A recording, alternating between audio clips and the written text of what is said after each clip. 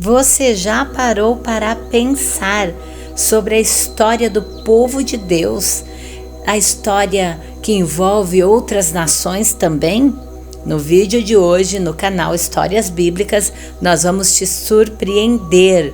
Mas antes, eu quero te convidar a se inscrever aqui no nosso canal, deixar o seu like e curtir, ativar o sininho para receber todas as nossas notificações. Nações mais controversas do mundo. Teve um papel fundamental no plano de Deus para Israel. Pois é, eu estou falando do Irã, a antiga Pérsia. Quando pensamos em impérios bíblicos, logo nos vem à mente o Egito, a Babilônia, a Síria. Mas tem uma nação que muita gente esquece e que foi absolutamente crucial na história do povo de Deus. E o mais incrível é que a Bíblia não só conta o que essa nação fez no passado, mas também profetiza sobre seu papel no futuro impressionante. Tudo começa com uma figura extraordinária, o famoso rei Ciro, o Grande. Agora imagina só o rolo do profeta Isaías mencionando o nome deste homem há mais de 100 anos antes dele nascer. Exatamente. O livro do profeta Isaías diz: ele é quem é Ciro, é o meu pastor, o meu ungido, e cumprirá toda a minha vontade. Disse o profeta Isaías, recebendo de Deus essa mensagem. Mas a história não para por aí, pois Ciro conquistou a Babilônia em 539 a.C. E a primeira coisa que Ciro fez foi libertar o povo judeu, e assim eles puderam voltar à sua casa e reconstruir o templo. Ciro devolveu os objetos sagrados que tinham sido roubados e ainda ajudou-a na reconstrução. Mas a história fica um pouco mais interessante. Vocês conhecem e se lembram da rainha Esther? Pois é, ela é uma figura extraordinária. No reinado persa, um homem chamado Ramã planejou exterminar com todo o povo judeu. Deus então já havia colocado de forma estratégica a rainha Esther, conhecida como Hadassa, para salvar o seu povo.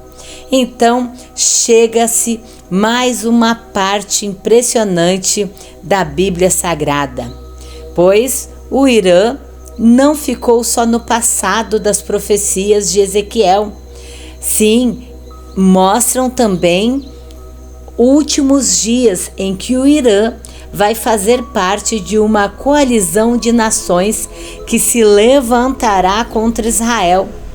E o interessante é que a mesma nação que Deus usou para libertar seu povo no passado, agora vai se tornar parte da oposição final contra o seu povo. Isso nos mostra que Deus é soberano sobre todas as nações. Quando vemos hoje o Irã, toda a sua hostilidade contra Israel, é impossível não perceber como as antigas profecias estão se desenrolando bem diante de nós. O profeta Isaías, no capítulo 45, se refere a Ciro como o seu ungido, um título normalmente reservado para reis e sacerdotes de Israel. E isso é extraordinário, porque mostra Ciro, que não era judeu, não conhecia Deus, o Deus de Israel, assim foi também escolhido e chamado pelo próprio Deus para uma missão específica na história de redenção. Então foi o cumprimento exato das profecias que haviam sido dadas décadas antes. Ciro chegou a devolver todos os utensílios sagrados do templo que Nabucodonosor havia saqueado e forneceu recursos para o tesouro real, do tesouro real para a reconstrução. Agora pensamos, um rei como Ciro foi usado por Deus para cumprir suas profecias e o seu propósito? Esse mesmo rei Dario, que reafirmou o decreto de Ciro quando a reconstrução do templo foi ameaçada e até ordenou que os custos fossem pagos pelo tesouro persa. Hoje é o atual Irã. Acredite, agora é o Irã. E mostra como Deus usou o próprio sistema político da Pérsia, que é o atual Irã, para proteger o seu povo, o que torna então isso ainda mais fascinante. O papel do Irã na Bíblia não se limita realmente ao passado. As profecias de Daniel revelam o Irã como sendo um segundo império na sucessão de reinos que dominariam o mundo, e a cabeça de ouro sendo a Babilônia, o peito e braços de prata representando o Medo Persa, atual Irã. Mas é em Ezequiel 38 e 39 que encontramos a menção mais surpreendente. Nos últimos dias, a Pérsia, ou seja, o Irã, fará parte de uma colisão de nações que se levantará contra Israel na grande batalha de Gog e Magog. Essa profecia é especialmente relevante quando vemos o Irã moderno assumindo uma postura cada vez mais hostil contra Israel, financiando grupos terroristas e declarando abertamente seu desejo de ver Israel apagado do mapa.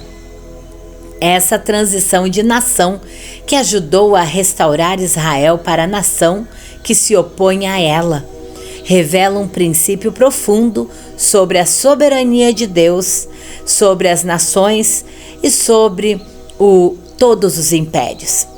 O mesmo império que antes Deus usou para libertar seu povo será no futuro parte da oposição. No final, contra ele, isso nos mostra que nenhuma nação está permanentemente alinhada ou contra os propósitos de Deus. Ele as usa conforme a sua vontade. Em diferentes momentos da história, quando olhamos para o Irã, hoje, com suas tensões crescentes com Israel, seu programa nuclear e seu discurso anti-Israel, não podemos deixar de ver os ecos dessas antigas profecias. Mas a mensagem final da Bíblia não é de desespero, e sim de confiança na soberania divina. Assim como Deus usou a Pérsia para cumprir seus propósitos, ele continuará governando a história até o seu clímax. O Irã, com todas as nações, está nas mãos daquele que levanta reis e os depõe, que usa até mesmo a oposição humana para cumprir seus planos perfeitos. A história do Irã na Bíblia é, em última análise, uma história sobre o controle absoluto de Deus sobre a história, desde Ciro, o persa que libertou Israel, até as profecias sobre seu papel nos últimos dias. Vemos um Deus que não apenas conhece o futuro, mas o que governa numa época em que as manchetes mostram o Irã cada vez mais agressivo. Nessa perspectiva bíblica, faz-nos lembrar que mesmo os planos mais sombrios dos homens estão sujeitos aos propósitos redentores do Deus de Israel. O mesmo Deus que nomeou Ciro séculos antes do seu nascimento continua no trono, guiando a história rumo ao cumprimento de todas as suas profecias.